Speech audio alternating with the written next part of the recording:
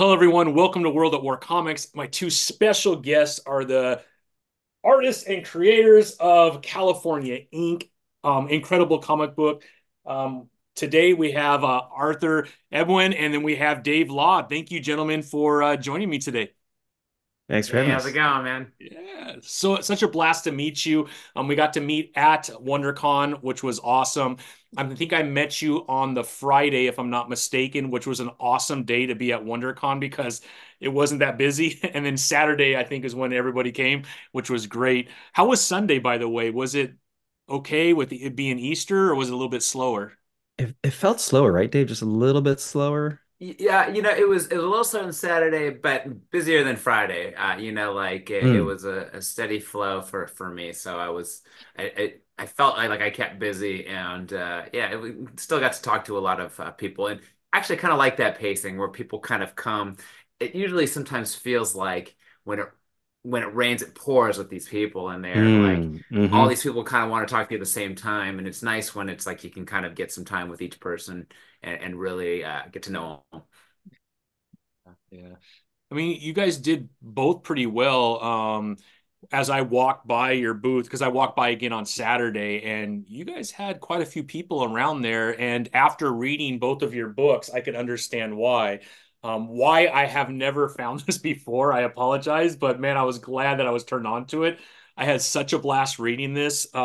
Again, Dave, I kind of already talked to you about your artwork, but the artwork is absolutely incredible, super Thank you. unique to you. So you're not going to find another comic book that looks like this. And then from an a creating and writing standpoint, I'm in, man. I'm like sucked in, and I cannot wait for issue 3. I know you have a Kickstarter going on right now, but what a lot of fun and a little scary too, because I feel like, not to get into politics, I try to keep politics out of everything that I do, but with everything that's going on and how polarized, I almost feel like maybe you're onto something, man. I know Oh you no. for the Simpsons. We were talking about that, Arthur, and the Simpsons are famous for telling the future. Are you trying to tell us something that you learned from the Simpsons in your comic book? I was on staff for a few years, and Yeah. we were given a look into the crystal ball each, and so I just no, I'm teasing. Um, Dave's like, what? I was in, man. You Sorry, had Because me. that's so delayed. I know. I was like, well, cut I to believe it. I believe I'm a huge fan of Simpsons. I'm like, oh yeah. and cut to the internet talking about, oh, see, art confirmed there's a crystal ball at the Simpsons. You're like, oh, really? Thanks, internet.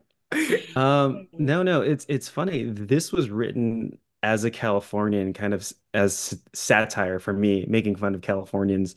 But and actually I started writing it around 2000, end of 2015 to early 2016. And none of that was fodder. Like our president at the time was not fodder, but and none is purely just me making fun of corporate America in my head, dramatizing it, and then kind of being a narcissist Californian saying, well, what if we did break off? And then also like, what could go wrong? Oh, this can go wrong. So it's a combination of those two things that kind of drove it. But yeah, it's interesting how topical it seems now. And even Dave said that when he first read, he's like, "Ooh, this feels very current." I was like, I don't know. I was just writing something that I thought would interest me at the time, which was making fun of corporate America and Californians. So It worked. It worked.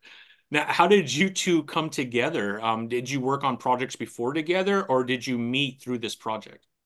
you actually, I tell the story all the time, Dave. You want to tell it from your point of view? I don't think I've heard it from your point of view. Yeah, no, we so I go to a lot of comic conventions, and we talked about I did another book called The Space Odditorium, and so I make the comic circuit at least on the West Coast here quite a bit. Oh, thanks, man. Yeah. And so I'm standing there, and Art comes up, and he's with another buddy of his, and they do like they go to the conventions, and they have this Instagram project where they visit a lot of conventions. They document it. They show kind of highlight some of the cooler things at each convention. It's really cool. It's convention life, correct, Art? Correct. Yeah. Yeah, yeah. Check that one out. And it's really cool. You get to a real cool sense of the area. So he talked to me in depth, and it was we hit it off immediately. We were laughing, telling a lot of jokes. And I don't think you told me you had a comic book at that time, right? I think we No, no, just I kind of was got to know each other, and And he would kind of like he came back a couple times, and every time he'd come, we'd get some good laughs. And eventually, I think he told me he's working on a comic book, and he asked me if I'm interested in doing a working on someone else's book. And I always am, but one of my criteria is I always want to make sure it's something I like and it's something that I want to work on. And it's just you put too much time into these things to like to do something that's not interesting. So I always make sure I read something before I do a saying. So he luckily he had the script done and complete all four books, which is super rare. Oftentimes I get a lot of I got this comic book idea and they got a cool premise and nothing else, right? Or they got the first issue, Imagine. yeah, the first issue, and it lands on a cliffhanger, and they got nothing else, and you're like, well, that's cool, but like as a fan, I can't handle that when you read something and there's just nothing, there's never, it's just all built up for just the sake of reading. So it drives me crazy, and I love that Art had this fully thought out, fully fleshed out, and it was an interesting story, and it grabbed me from the very first issue. He has a great rhythm to it that I think is really different from a lot of the books out there. It's got a different pacing. And I like that. All things that I've kind of been wanting to do, something that was more about kind of developing this general mood and then kind of thinking about that tempo more than just like hit after hit of action and action. I think he has a more nuanced approach to it.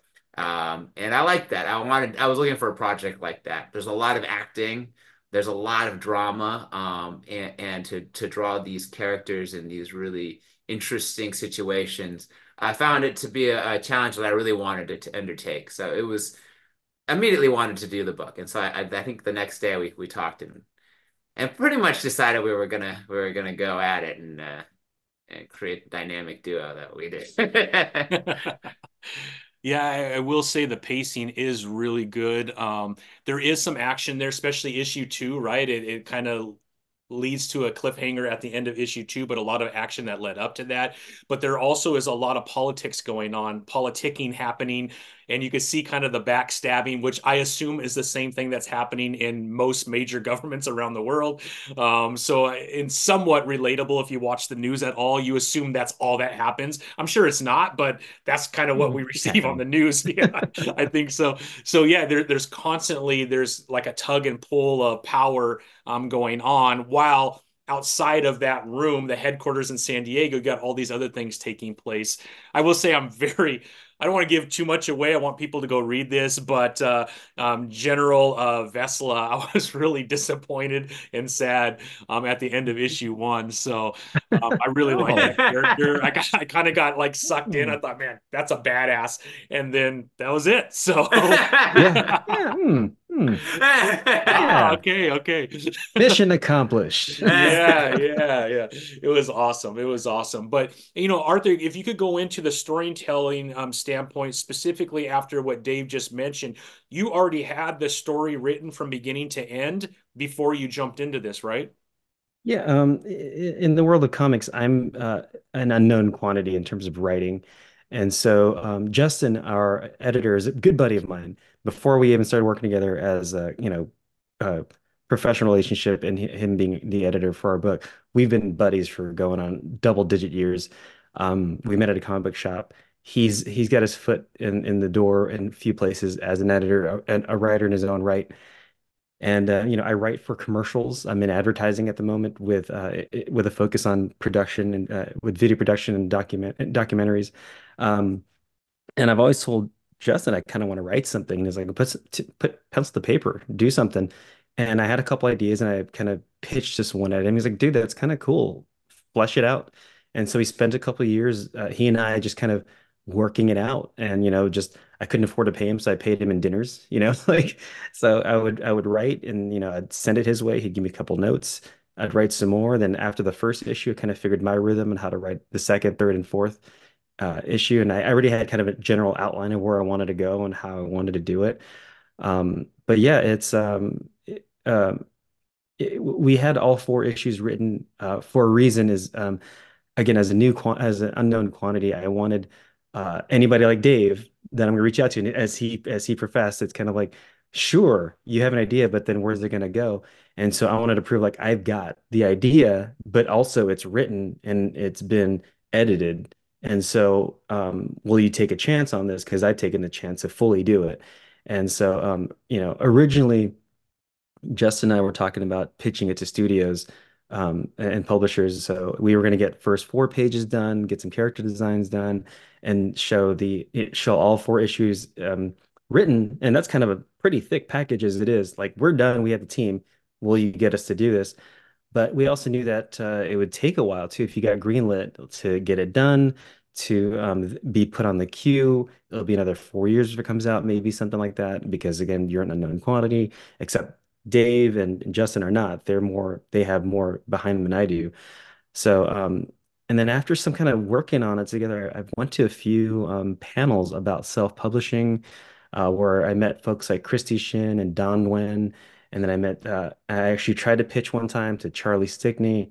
And he's when he kind of said, hey, you should think about, self-publishing. And then again, I went to that panel with Don and Christy, and I was like, this seems like work that I can do. It sounds like a lot of work, but it sounds like I have more control.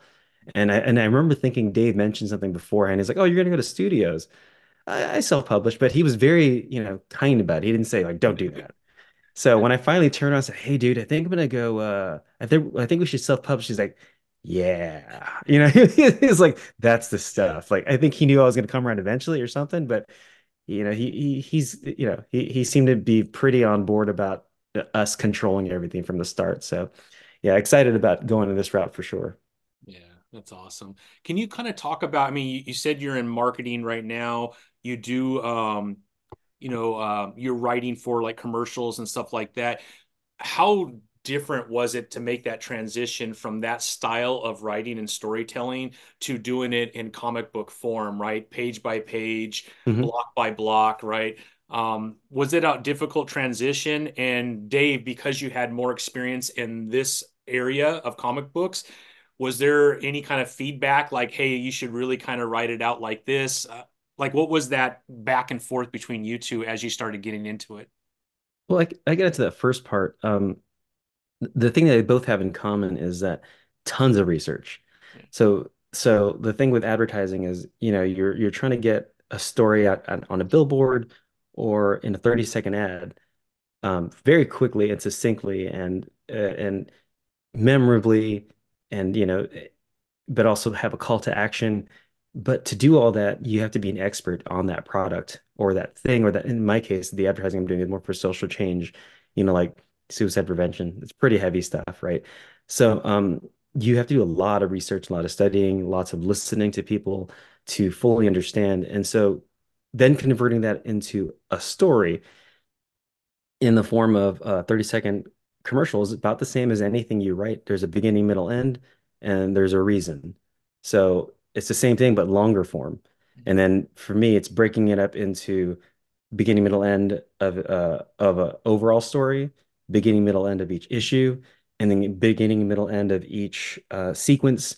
And then even within the conversations is the beginning, middle, end. Like each one of those has to have an intention. And Justin enforces too. It's like, why did we say that? Do we need that? Let's cut it out. Or hey, that's not quite giving enough. Let's give a little bit more. Just kind of always thinking about whittling down to why. That's awesome. But yeah, And then from your perspective, Dave, receiving the notes, the panels, what was the input that you had toward the story? Because as you all know, right, as a comic book reader, the art is as important as the letters on the page because both have to tell that story, right? And whenever there's a disconnect between the actual bubbles and the art, as a reader, you notice right away, like, I don't know if they get along or what's going on. They're telling kind of two different stories. oh And no, you don't oh feel no. that. And I could tell just from the relationship that you have, there's a lot of back and forth. And that's why there's such a smoothness to the writing. But can you kind of talk about that from your perspective, Dave? Yeah, yeah. I feel Art really did have a great handle on script writing. I think, like reading it, he it was clear that it was well edited, and I think that's a thing definitely Justin to appreciate that too, because he did a great job of editing it and creating really all the pertinent information I needed and to really tell this story. And I think where I picked up, Art was really pretty open to my interpretations of how the characters would look, and how the scene, the backgrounds would be. I think I would do like some character concept art for him. And we went back a little bit with that back and forth. But for the most part, he's had a lot of faith in my vision of his script, and I think that's made it a lot more fun for me too.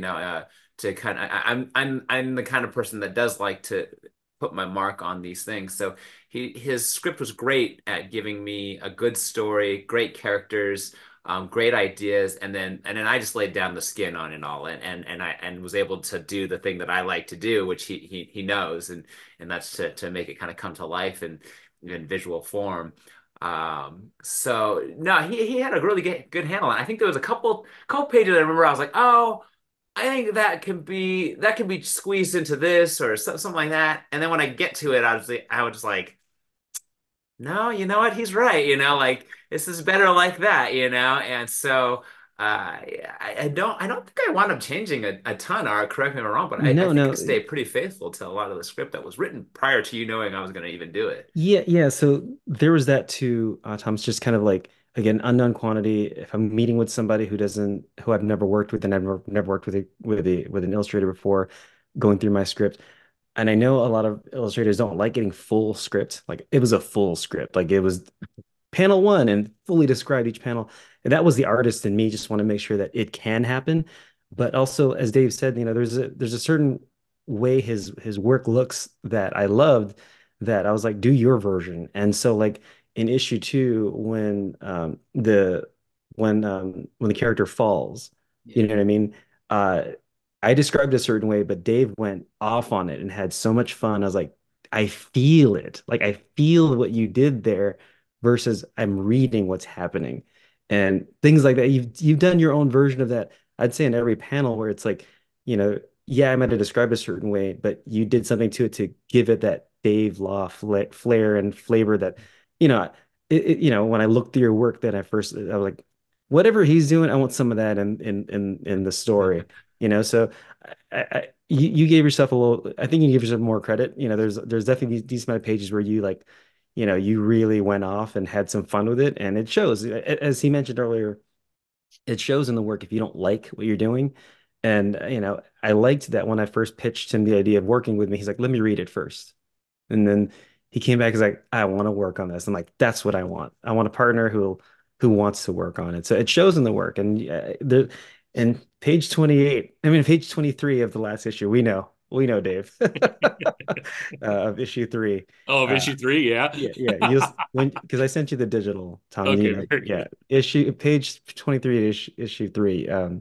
He put a lot of heart and soul into that, and it shows for sure, for Nice. sure. And then There's Dave, there's what? certain pa Oh, go ahead, please, please, yeah. Oh yeah, no, there's certain pages that just, they you read them and you're like, okay, this page is gonna need at least an extra day. Like you just know that like there's so much going on it and so much thought you want to put into it and so much design that that like if you put in the energy and time, it's gonna be something that you're gonna be proud of and definitely have those like a good amount of those moments in this last book. I think there's quite a few pages that I was like, oh. I'm excited about drawing that. And surprisingly, is not a ton of action in this issue, but there's just other things. There's more to a story that makes it exciting and fun to look at. And I think The that we touch on a lot of that. Yeah, the acting in which is previewed in the Kickstarter with Big Sis, that scene where she's with her brother, Yeah. The before handcuffs, right, Arthur, that one? no, right before it's Oh, when they're younger and they're about to do homework. Just the subtle acting in that. I mean, that's not action packed, but just the subtle acting that Dave put in there is like, that's the good stuff right there. I mean, the ability to be able to bring out the emotion and the facial expression and kind of the surrounding is really what allows, as a reader, right, to get invested into the story. So that's why the art is as Absolutely. crucial as the bubbles. And I think you both did just such a great job when it comes to that. Dave, on your perspective, as you're writing this, or just in general, do you have a favorite thing that you like to work on? Is it people? Is it the buildings behind? Is it the overall environment that that panel is taking place in? And is there one where you're like, I do it, but it's not my favorite thing to do, but I have to do it because, right? Because every artist, I think, has that, right? I Yeah. think I was talking to someone who goes, I hate doing cars. Like if there's a car in it, I'll do it, but it's just not my thing. I hate doing it. It takes forever. I end up erasing or starting over too many times. Like, what is your thing? Like your favorite and the one thing that you're like, ah, Okay, those are good questions, and it's something that I think, yeah, you're right. Every comic book artist, I think, struggles with a lot of that stuff. Um, I love to draw people, and I love to draw their facial expressions in particular. I really like to try to. I think that's one of the most expressive things um, is the human face, and trying to capture that and trying to like understand it even more as an artist, trying to understand how not only what facial expressions mean, but for that particular character that has this kind of background is a lot of fun for me. I've always loved acting. I'm not felt like I was like I didn't like being on stage or in front of a camera, but I loved the art of it. And I think that's why what pulled me to comic books so much is that I really research and study and try to convey all these emotions for all these types of people. I have so much fun with that. That is without question the reason I like to draw comics, and it's what I am probably looking for, not just to draw a portrait, for example, which is what a lot of these panels are portraits, but how the series of the portraits string together to create movement, to create expression, to create emotion.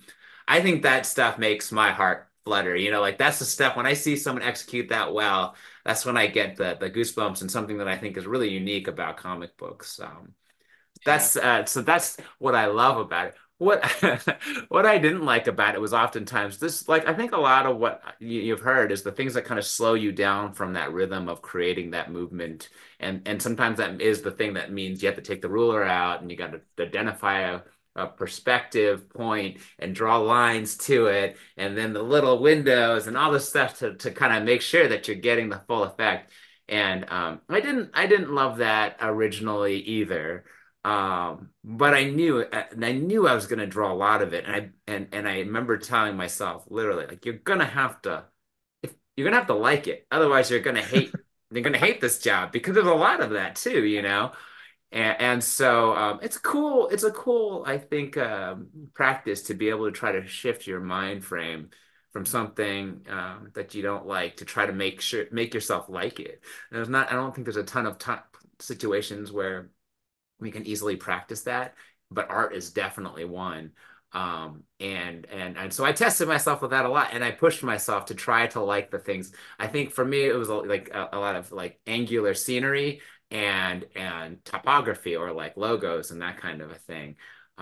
And I wound up actually really enjoying both of them. I think it's the truth to like you can flip yourself with that and learn to love the things that you hate if you love the whole entirety, the practice that is comic book making enough.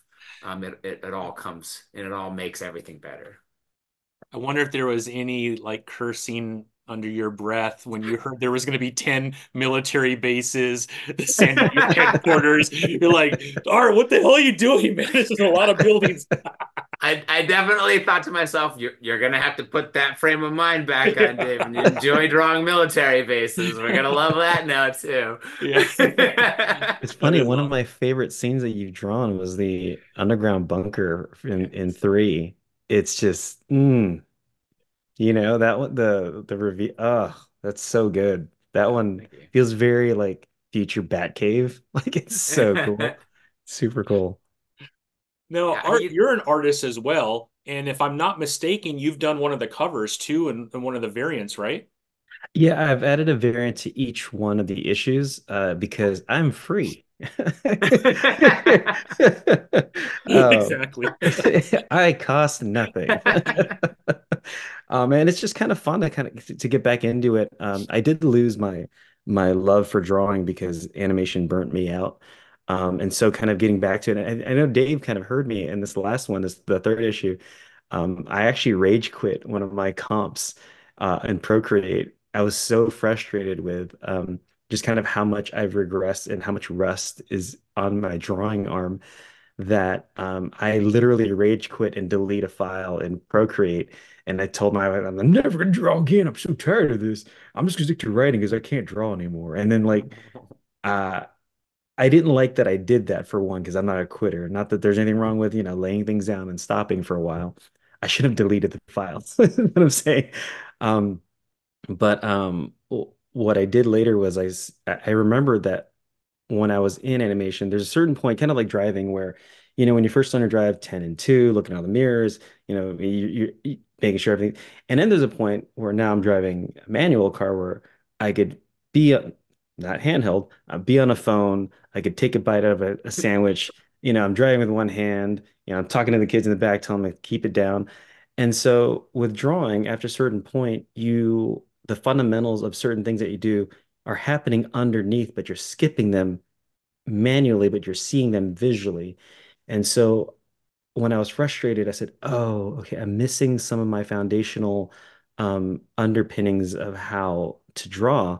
And so I just went back and did all the fundamentals, and I got the comp that I wanted. I was really happy, and I tried to remind myself to, okay, I need to rebuild those skills again. And so, yeah, definitely not anywhere as fast or as sharp as Dave is right now. And I've seen it from issue 1 to issue 3. He's just getting faster and sharper, and it's just like, you know what I mean? It's just, and that drives me to want to do better too. And hanging out with the buddies that I know at Comic Con makes me want, just being around that, it's rekindling my love for drawing. And so, and then my son is studying to be an illustrator too. So, it's kind of like, okay, don't show him that, it's it, to just quit, like work through it if you love it, which I did. So yeah. That's awesome. That's awesome. Well, I thought maybe what we could do is I could pull up the actual Kickstarter. We could kind of look Hmm. over the Kickstarter for anybody that's Cool. watching this. And that way they can understand obviously where to go, but then you could kind of explain all the different bells and whistles if that's okay. Sure, sure. Yeah, let's do it. All right, here we go. Issues 1 through 3. So this is great. Oh, look at that. It just went up again. So that's good. As we were Oh yeah. talking. Nice. Look at It that. Right updated. on. So yeah. So we had you were at what, to 83%. I don't know if that includes what I just saw right now. Maybe you're closer to, trying to do 84 math in maybe. my Yeah. head, 85, 86 maybe. But yeah, awesome, awesome. 13 days ago. What's absolutely incredible is the 153 backers. I think that is so Yes. impressive, right? Because as you're doing a Kickstarter, right, you want to have as many backers as possible because that means, obviously the more that grows, the more people are invested in the story. And my assumption is when we get to issue 4, right, you'll probably be well over that 200 mark as people become more aware of this, which would be absolutely incredible. Congratulations on that. Thank you. That's actually a great metric that I was taught to look at early on, was backers, not just the number, the final number, because um, growing that fan base is one, it means more than getting the numbers, because the numbers will come later, hopefully. No, they will. Um, and the first one I think we had, and the first one was we had like 260, and it dropped down to 150. But that's because everybody's very first ever Kickstarter, which I've heard a million times, is Yeah. friends and family. And Oh, then 100%. My mom bought a comic book. She's never even touched a comic book in her life. and probably She didn't thought look I was at an it. idiot for how much I spend on comic books. And then all of a sudden she buys like my biggest package. And issue 2, she's Aw. like, yeah, it's still sitting in the box. I haven't even opened it. So why would I support you again? Yeah, So they go, yeah, I did it already. Like, okay, never mind. I checked that box. I can't support everybody all the time, right? Well, and somebody had a great point, the in the in I'm sorry, in entertainment, if you made it when you look into the audience from the stage and you don't recognize the face. Mhm. So Yeah, I'm glad to see that our backers in the second and third have no, done nothing but grown. that's So it went to 150 issue 2, which I would say was barely any uh friends and family. And then, and nothing against my friends and family, because they supported the first one and huge help for us. But the fact that issue 2 is, I'd say, 98% fans. And then we're at 153 now, and family hasn't come in just yet. So I'm not upset with that one bit, oh and no. although I have gotten the text, I'll back it soon. Like you said, it's a great number, and I am happy to hang our creative hats on this as a team, and that wouldn't happen without what we have. So, it, happy for that for sure. 100%. I think that's amazing. Well, let's kind of walk through everything here. We'll kind of scroll down. You talk about the cliffhanger, which I'm very frustrated about. Cannot wait for issue 3. As I should be, right? If I'm not angry about that, that means it wasn't a good cliffhanger. So it was great. Cannot wait to see what happens. I don't want to give anything away because people need to go read this. It is really good. I mean, it's very, very good. So hopefully we'll get people out there to try it out. But yeah, I mean, this cover right here, I think we were Can talking a little bit at you WonderCon is awesome, man. That cover, I told you, Dave, I love issue one's cover. Not that I hate issue two's cover because I do love it, but something about this one, I've described it as hauntingly elegant, and Yeah. I mean it. And like this one might take over issue one as my favorite cover. It's so freaking like emotional and like two kids at a funeral, one of them's handcuffed. What is, and I wrote this thing, you know what I mean? It's like, you know, I'm just like, whoa, that looks so intense. So yeah, good I on you, like it. man, because that's a scene that we don't kind of see, but we infer might have happened. Um, Good on you, man. That's a solid cover. When I saw Agree. I was out and about and I looked at my phone, I showed it to my buddy, I was like, what is this? I showed her, I was like, what is this? Look at this. It is awesome, man. Yeah, It's impressive. Go ahead, Dave, please. Yeah, yeah, I talk us think through it's been this. cool. I always give Art a couple options for the cover that I think, and he chooses these covers that are the ones that I kind of think are going to be different from your typical comic cover. And I do love the covers with lots of in-your-face action, but like with Art, and particularly with this comic, we've talked a lot about quiet and loud moments and playing with that and really thinking about that and how it comes through in the comic books. And I think this is one of those kind of quiet yet dramatic moments that I think I really enjoy trying to create in this book. It definitely comes across without even getting into it because I do have the first 2 issues as a background. It already draws out a little bit of emotion. And so I cannot wait to kind of dig in to find out what is taking place to kind of drive that experience these two are going through. So job well done. I think you you did what you were supposed to do on this cover for sure. Great, thank you. Yeah. And then let's talk a little bit about some of the selections that could be made. So the physical copyright in, $15, super easy to kind of get in. And what's great is once you get in, there is the opportunity to go back and buy the first 2 issues too, right? For people that are jumping in right now, correct? Yeah, that's something that I, as a user, found kind of frustrating whenever I would see a book that I was late to, and I would jump in and go, "Oh, this looks great." Oh, I don't have a catch-up option, so that's kind of tough. So I've actually, unfortunately, I guess I might have misadvertised issue two because, at WonderCon. I met some folks like, ooh, I didn't get the notification for issue two, but I'm going to back three. Can I get issue two through the Kickstarter? Like, yeah, of course, for sure. So, if you did get one, missed two, but you want to get three and go back and get issue two as well, you can do that. And if you scroll down, there's a catch-up option for anybody who's brand new and wants to get all three. It's a slight discount as well, and it comes with free shipping too if you're in the US. So that helps a lot. So, I mean, if you want to go in and get each one individually, they'll be 45. But if you want to get all three through the catch up, you save $5. So There you go. and it's up to you. Yeah, up to you. Hey, I'll take it either way, right? Up And to and you. we offer them digitally as well, and same options. You can get issue three digitally or issue one and two digitally as well, and you have the catch up as well. Beautiful. That's awesome. And let's go down here. So obviously, if you're new to it, I like how you said it's for fans of Homeland and Succession. That definitely makes a lot of sense to me. When I read that, I'm like, oh yeah. After reading, of course, I read this after I read those, right? And then I backed obviously 3, but yeah, very cool. And then let's go. And then we have some of the pages from 3, correct? Yeah. Dave, do you want to go through these because you drew these, and this is one of my favorite scenes. That's why I had to put it up. Yeah. Yeah, yeah, sure, definitely. This was a cool page. I liked this one. It really this scene was to showcase kind of a little bit about Big Sis and a little more about her personality. And the way Art wrote it out, it was, as you can see with the M80 and her holding it and waiting for it to fizzle down and then just like throwing it at the last minute. And I remember like kids doing something not quite this bold, but I remember, seeing kids do that and just like the kind of personality that did that. It just was so it was a great scene to kind of really define the personality that she is.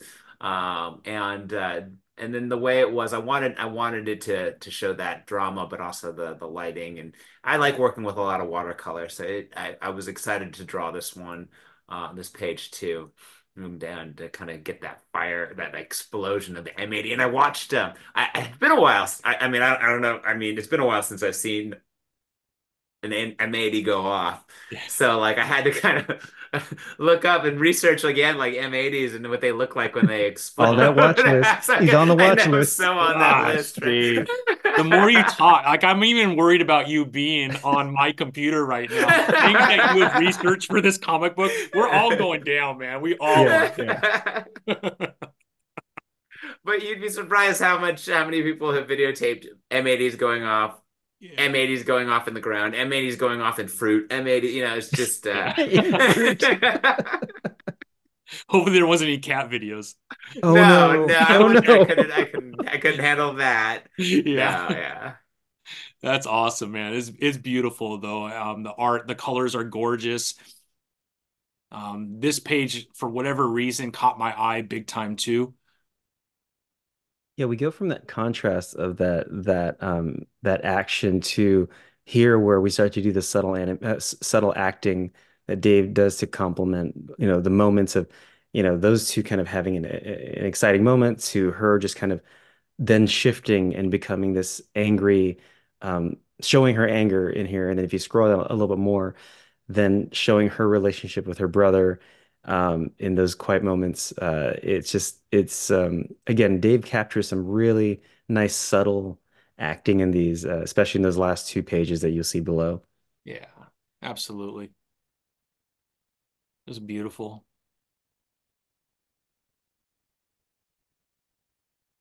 Yeah, she's That, definitely kind of a badass too, huh?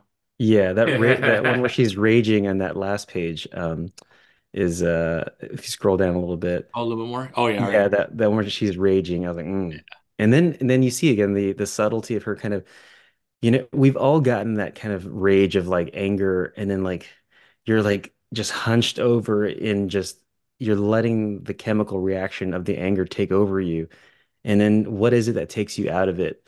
It's seeing your little brother affected by your terribly uncontrolled emotion, and then her regretting it. It's just he caught that. Dave, you caught that really well. Just this page just whoo, yeah, it's good stuff. It's really good stuff. So thanks, man. thank you. Incredible. And there's more of that right there. That's awesome. But yeah, just beautiful, beautiful. I wonder where this leads to. Hmm. Let's not say it, please, so we don't have any more issues. No, just kidding. Hmm. In Beautiful. issue 30, you'll finally see who. Yeah, exactly. No. No, oh All my right, and then we gosh. get into some of these variant covers. Can we walk through some of these? I mean, they're Yeah. gorgeous. So this is Don Aguilo, one of Dave's close buddies that he introduced me to at LACC. So the first year Dave and I met at LACC, the next year I came back, and was it the same? It wasn't the same year. It was the next year, right? It was the next year. We were already in the middle of making issue one, and Yeah. he's like, "Hey, my buddy Don over there, he's just picking up a lot of, he's gaining some notoriety. There's this young and up and comer named Todd McFarlane who discovered him." I was like, "Oh shoot!" He's like, "Go, So Mr. McFarlane found Don's work and hired him to be a cover artist. So whenever I looked at Don's work, his table was just, this is at LACC, his table is just full of gorgeous painterly work. I was like, I don't know if I could land this guy. We go out to dinner. I'm talking to Don and I kind of pitch it to him like nervously. Don's like, "Hey, dude, what's up? Let's do it." I was like, is that easy? Like, I could book you? It's like, "Yeah, sounds good." I was like, "Okay." So, and now Don's a buddy too. We actually tabled next to each other at WonderCon. He was right behind me. So yeah, that's his. He read the script and comp. One of my favorite things to do is when I work with the variant cover artists, I just say I don't give any direction other than read the issue. Again, same with Dave. If you're excited, it shows in the work. So I said to Don, like, what excites you about this issue? What do you want to see as a cover for it? And it happened in issue one. I don't know if you saw that one with Christina and all the TVs behind her, the monitors. He did this. He came back with this comp. He's like, it's funny. His rough version of this looks pretty much just like this, just a little bit looser. He's like, what do you think of this rough? I'm like, that's a rough. That's done. Like, first of all, it's done and it's amazing. Can you just send me the final file? I was like, no, I need to tighten it up. So no notes. I'm like, why would I give this any notes? Like, it's gorgeous. So the only note I gave him is I gave him the version of the tattoo on Big I was gonna Sis's say the arm. tattoo is awesome on this, man. Yes, That's I that's gave. that's arts design. Yeah. Oh, thank you. Yeah. That's so cool. There's some. I'll give you a little history on that when we see the pin later on. So if you scroll on to the next Yep, of one, course. next one is that's mine. That's when I Nice. rage quit. There's a little. Okay, Dave, I think you'll appreciate this. And we'll reveal it here. Threw in a little Easter egg. It's a Futurama Easter egg. Want me to give it to you, or do you want to try to guess it? You gotta scroll up. Oh, sorry. Right there, right around there. Um, I'm putting you on the spot. It's kind of, yeah. I'm gonna give it to Uh, you. it yeah. It's Bender's visor that she's holding. It kind of looks a little bit like Bender's eyes. Yeah. Yeah, That's they, okay. I see it. Yeah, I see it. her I see it. binoculars kind of look like Bender's eyes. Yeah, they do. They do. That's awesome. So that was, me and I've been secretly hiding my Simpsons fandom in this comic book. in issue two, it's pretty prominent. Every, if you I mean if you can find any of them, you are a Simpsons nerd to Oh a, yeah. a high degree, but they're in I there. found it. I'll He have to didn't go tell me. back now. Yeah, Dave didn't tell me. And one time I was kind of looking through edits of issue two, and I was like, dude, is this what I think it is? He's like, oh yeah. That's awesome, man. That I was is like, aw- leave it, You guys please are like leave it. speaking your own language through the comic book that nobody else Yes, knows. exactly. This one was it's just kind of me showing Big Sis and Little Bro when they discover the bunker and them kind of playing for the first time as they discover what's in there. And I got to connect with Rico Renzi on this. He actually colored Justin Greenwood's variant, which we'll see below. And so I asked him if he'd be cool to color this one, and he did, and it's great. Love it. Yeah, for sure. This is Justin Greenwood. We connected with him through Justin Giampaoli, our editor. They're good buddies. And so he reached out Another to big name. Greenwood and said, hey, would you be interested in doing a variant for our book? And Greenwood was like, yep. Again, I was like, oh, it's that easy, huh? Just ask. But if you have an in, it's not a cold call. It kind of Yeah. helps. So my in with Don was Dave. My in with Greenwood was Jumpali, so and Greenwood was awesome to work with. He gave me a couple comps and I was just like, this is amazing. Actually what's funny was he didn't know what Don did, and the initial comp for this really, you know, LB's hands are in the handcuffs. Originally, if you scroll up, go back to Don's comp, that right there, of Yeah. LB upside down. Oh He yeah. had the exact same thing in his comp, Oh wow.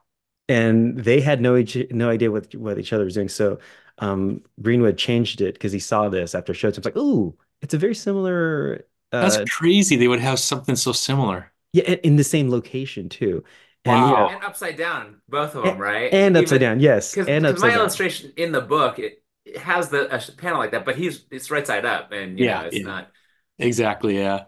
That's it was crazy, it man. was That's awesome. really really funny, but also like on the same he's like, wavelength. no, I want to change it, and he came up with that, and I was like, dude, that's yeah, and getting Marcus in there, and even the tower that Dave designed in there for HQ was really cool. So really happy with that. And then Yeah. the last one, the last variant, Dave, That's beautiful. you Yeah. sent me that comp. I was like, we might get protested or something or whatever. But I was like, at the same time, it's it's like the weight. Actually, I'll let you describe what your thoughts are on this. Oh yeah, no, I wanted to. I knew the flag was going to have some like controversy with putting it in there, and but it's definitely, this takes the story is very much about the U.S., even though it's called California Inc. Mhm. And so I wanted to show that kind of relationship with Big Sis, especially in her kind of position in the story. She's she's not really part of California Inc. and she's not really part of the US. She's kind of in this weird in between. So I thought it would be interesting and also kind of show a little bit of her personality, the type to use the flag as just a blanket, as just kind of something to wear and while she's holding something like a gun. Yeah. And so I had the image like that, and then I sent it to Art, and I knew this one was going to be the kind of stretch one too, because I was just like, this is, it can look definitely. I mean, right now the flag is a very triggering kind of a thing with there's a lot of debate going on right now, especially showing her with a gun. And so this is the image I threw, and it was like, well, we'll see what he says on that one. I think it'll be fun, but. And and he came back and he liked it and he was like, "Hey, how about we do something with the stars in there to I was just show, seeing that right now. Is my next like question. Yeah. California?" And yeah, exactly. I was like, "Man, that is it. That is really what was like." There was something I knew that was kind of missing in there, and then as soon as he said that and I put that, I was like, that was it. So I really loved Nice how that one touch. Yeah. came out. And I'll give credit to Justin. We were having lunch right when you sent this over, or actually the night before you sent this over, and I was like, I'm having lunch with Justin tomorrow. Let me show this to him. And he and I were chatting, and we riffed, and he came up with, what if we changed one of the stars just a little bit? And I was like, oh, that's right, because then it shows that the U.S. doesn't dismiss, so like the old Union does not dismiss California, but it might have intention to bring it back into the fold in Mhm. some way or form. So, and then so we threw out the idea like, is it like a dashed line of the star or is it grayed out? And I like that Dave went it's subtle, but it's also like you do see it, you know what I mean? So you know that there's something there to show that it still has a place in the old Union, and it's like, we're gonna get you back. Yeah. That's so cool, man. No, I love it. I love it. And the first thing I noticed is the circle. Oh, nice. There you Yeah, go. yeah. I'm like, whoa, Sweet. whoa, what happened there? And then I'm like, wait, you kind of know, Tommy. Don't be stupid. Uh, so it worked out, man. But it was awesome. Yeah, another great cover.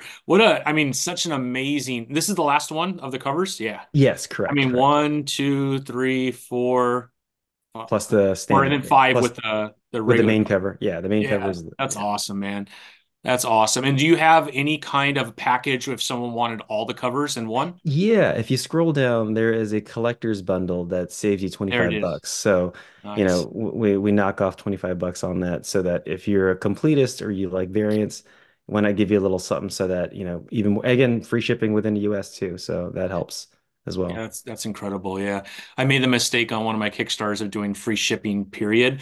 And I had like three people from Canada. Oh my I think I gosh. lost all profitability on that first issue just for shipping those out. Dude, yes, I had to shift it Crazy. It's into. like $28, I think, to ship a comic book to Canada. Yeah, and then Yeah. one time I sent one to my cousin out in Great Britain, Yeah. and when it got to Canada, it came back because they said the address didn't exist, which I've sent her a few things before, so I'm like, no, the address is right. So I told the USPS, I'm like, they're like, yeah, it's right, but the Canada declined it, so it got sent back. I was like, can I get my money back? They're like, no, that's on Canada. And so so basically I sent it to her twice for twice as much. Like, oh. Oh, Wow. Wow. So I mean, Yeah, it's my it's tough, cousin, so man. I'm not gonna not send it to her. that Yeah. sucks. Yeah. Yeah. No, it's very expensive for whatever reason to Canada and the UK. I don't That is know. strange. The UK, I've experienced that too. I've had people wanting my book in the UK, and I'm just like, man, that's just Yeah. shipping it there is gonna cost twice the book. If you want to pay it, that's great, but just let and Yeah. usually they don't go for it, For Yeah, sure. unfortunately. yeah. I'm Yeah, yeah, yeah. always surprised when someone from Canada still backs, even though Hmm. now I've learned my lesson and put the actual price in, and they still do. So, I have friends in Canada and they're like, we're just used to paying those prices for stuff. So I'm like, all right, well, there you M- go. Must be nice. No, I'm Must be teasing. nice. Yeah. All right, then we get into some of the merchandise, right? Yeah, so that would This be a is pin awesome. that you would wear if you were one of the corporate folks who worked, maybe a lapel pin of the polygonal bear. And this is Justin's. The next one is one of Justin's favorite designs of our pins, Uh, which is actually Big Sis's tattoo. If you look, in the California Ink logo, we've got the copyright as the C in California, but this is actually mocking it in that it's the registered trademark, the R in the circle instead of the C, but it's inside the C. So it's and it stands for Reclaim CA. That's their kind of faction, Reclaim California. that's so cool.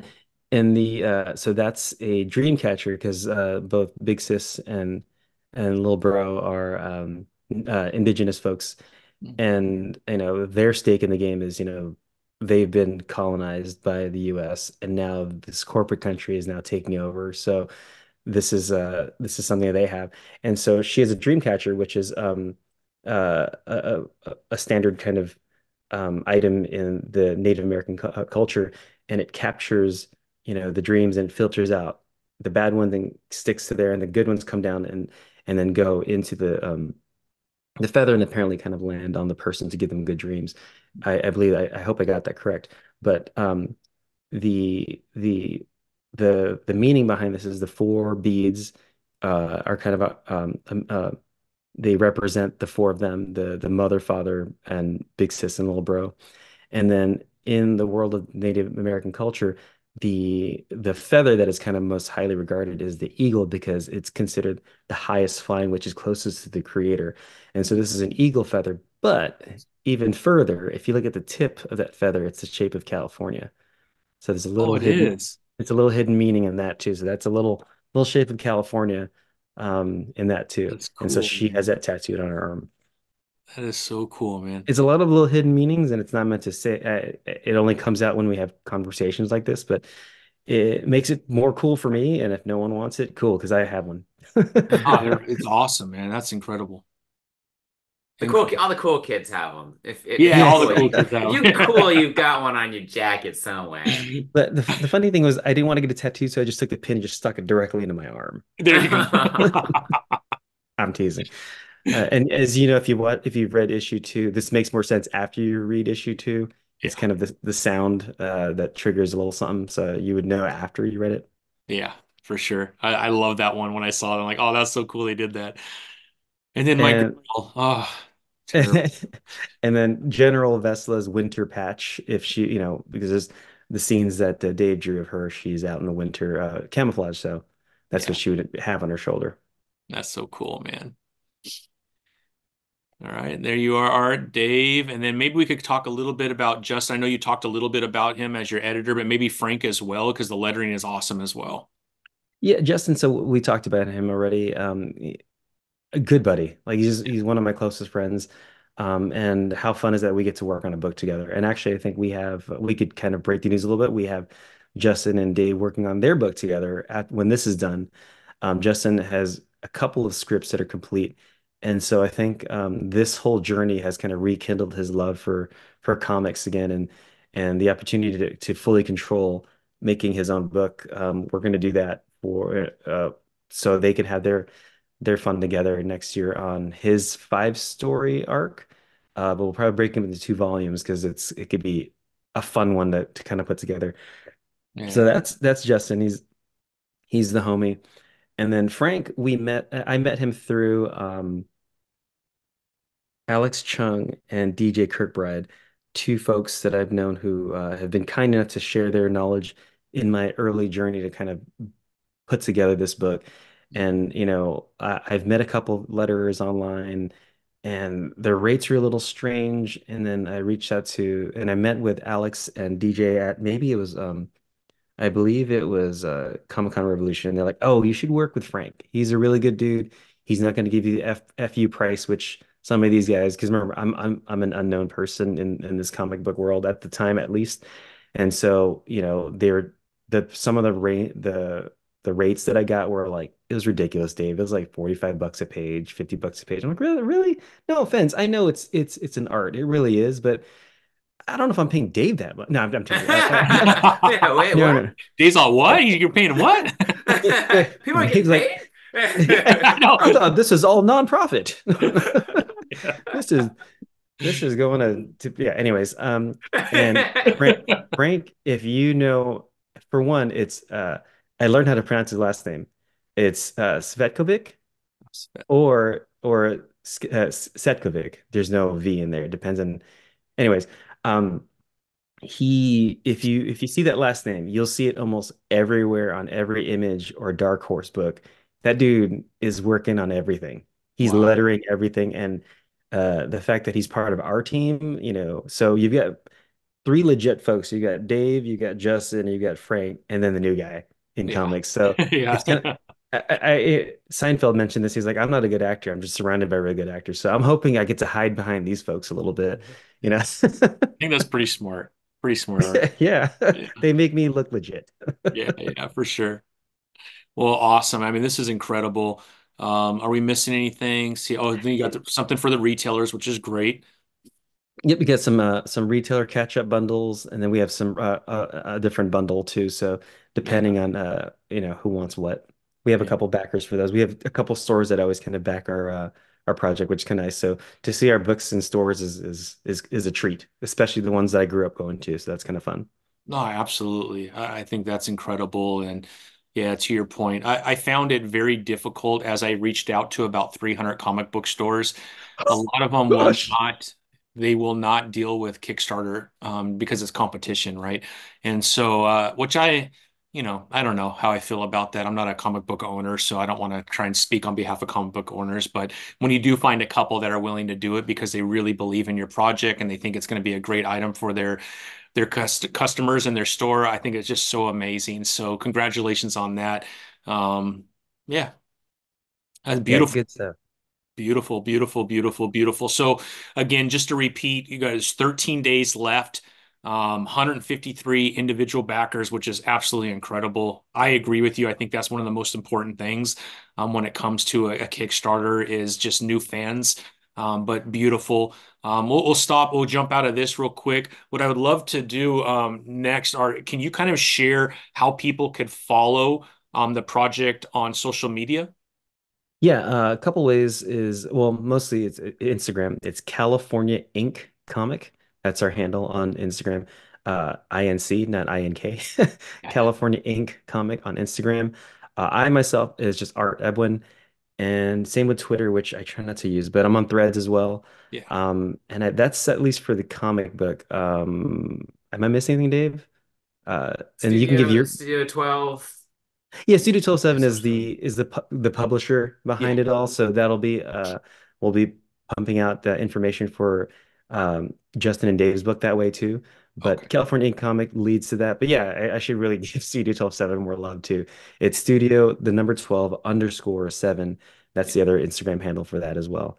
And then Dave, if you want to give your Oh yeah, are you on Twitter? You're not on Twitter, right? I'm not on Twitter, but You're I smart. use. I It's don't pretty know. toxic, but I will say for Kickstarters, it's really good It because there's a actually big Yeah, community there for it that. actually yeah. is. Push out Yeah. your information. But yeah, I mean, I don't know if it's an Elon thing. I think it's always been just a place for toxicity. I mean, everyone just hates each other on there. I'm like, what the hell's going on here, man? Yeah, Yeah, Threads has it's a much always. nicer vibe, doesn't it? Like Threads has a much Yeah, like more laid back and kind of empowering vibe, I think.